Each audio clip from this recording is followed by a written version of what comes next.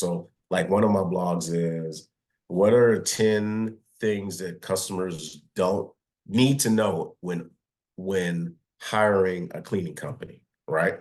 Uh-huh. So that statement, that blog right there, people will be like, oh, I wonder what that is. Because Yeah. when people are, on the internet, they're looking for stuff. And when they're looking for companies, they usually go onto the internet, on social media, and they look for cleaning companies. Well, you Yes. give them something to look at. What happens is when they click on it, in order to see the blog or see that information, okay, if you want this information, and you've done it plenty of times where you'll see a link, you'll see something about an article, you'll want to read the article, you click on the article, now you got to put in your information. Like, man, I don't want to do that. But in Uh-huh. order to read it, you got to put in the information. You know what that does? That gives you their contact information. It gives you their name.